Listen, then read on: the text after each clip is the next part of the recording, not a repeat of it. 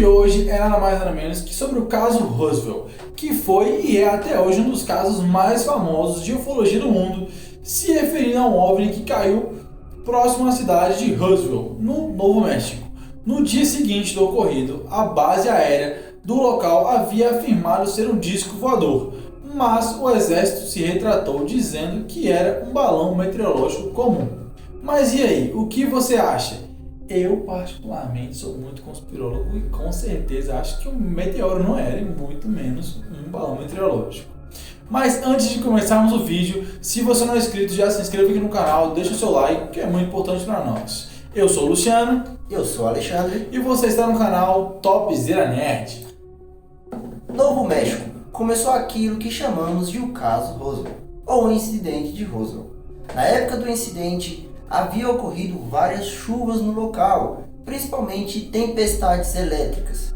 No dia 7 de julho de 1947, um fazendeiro chamado William McBrazel saiu pela manhã para ver onde seria o melhor lugar para o seu gado pastar. Se deparou com vários destroços. Foi então que o fazendeiro viu madeiras que era conhecido como balsa, que são usadas em aeromodelismo, além de algo que parecia um papel alumínio, um papel bem fino caído sobre o chão. O homem pegou alguns dos destroços e colocou em sua caminhonete e se dirigiu até Roswell, com a intenção de falar com o xerife da cidade, mas o oficial não sabia o que eram aqueles materiais. E foi aí que ligaram para a base aérea de Roswell para que viessem ver o que eram aquelas coisas que ninguém sabia o que era. Sendo assim, a base despachou 3 oficiais, sendo eles o coronel William Blanchard e o major Jesse Marshall, e outro agente de contra-espionagem. Quando estavam falando com o Mac, ele me mostrou aquele papel fino de alumínio, que quando era amassado ou cortado, ele voltava ao normal. Foi aí que pensaram e disseram para o fazendeiro que ele e seu parceiro deveriam ir até o rancho pegar alguns dos destroços. A área onde se localizavam os destroços era enorme, havia muita coisa, tanto que Marshall, quando foi recolher, levou alguns daqueles destroços para sua casa para mostrar para os seus filhos, Jesse, Marshall e Júnior. Seu filho pensou e disse: "Por que você me acordou para ver todo esse lixo?" Mas quando ele viu que aquele alumínio poderia fazer, ele ficou surpreso.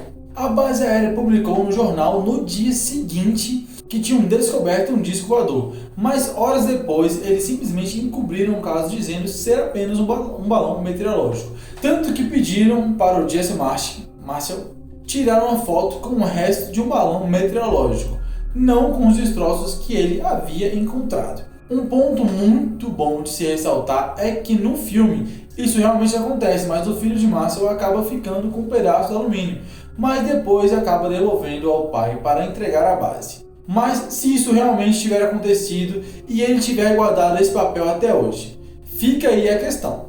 Como falamos anteriormente, o próprio exército cobriu a verdade sobre a imprensa. Após a base aérea afirmar ter sido um disco voador avistado, quando boa parte daqueles destroços chegou até a base de Fort Worth, o general Zal Hensel convocou uma coletiva de imprensa e ainda pediu para que o major tirasse fotos com o resto de detritos com um balão meteorológico, não com os verdadeiros materiais que ele havia encontrado.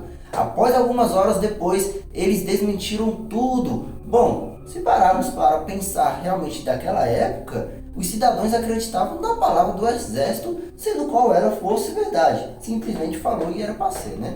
E aí encerrou o caso. E aí o caso foi dado como encerrado e o caso foi dado arquivado. Ninguém mais falou sobre o caso. Stanton Terry Friedman, bota aqui, editor, certinho.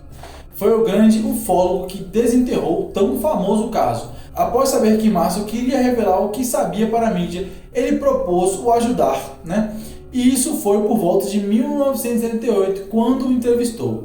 O major disse que as fotos que ele tinha tirado com os restos de um balão meteorológico e não de um material que ele tinha encontrado de fato, recolhido e levado para a RAAF. Ele mesmo disse que os materiais eram diferentes, tanto que ele foi obrigado a tirar as fotos e afirmar que era um balão meteorológico, e o físico publicou no jornal e o depoimento do major. Depois de 3 décadas, as pessoas voltaram a falar sobre o incidente que marcou tanto aquela cidade.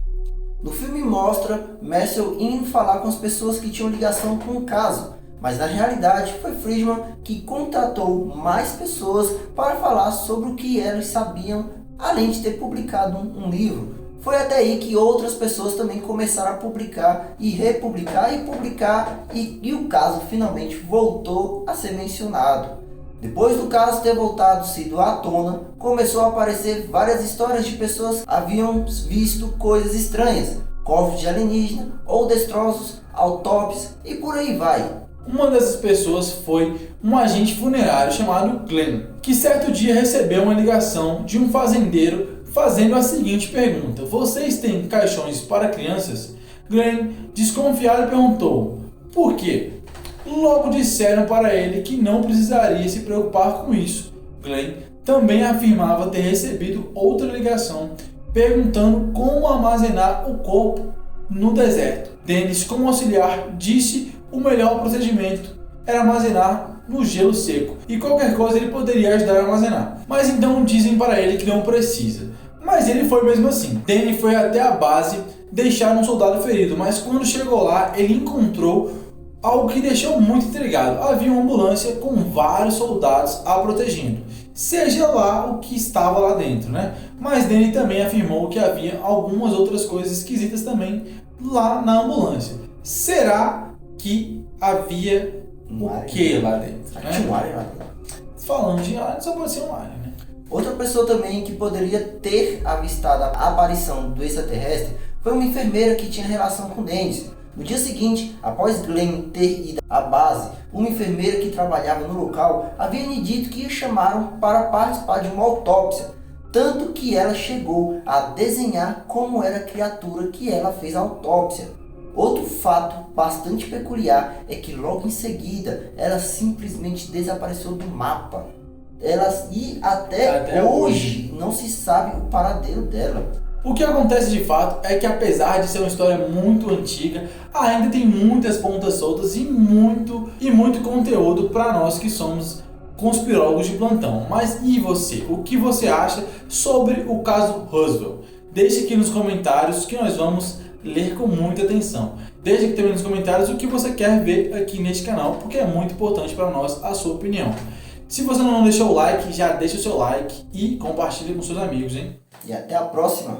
Valeu!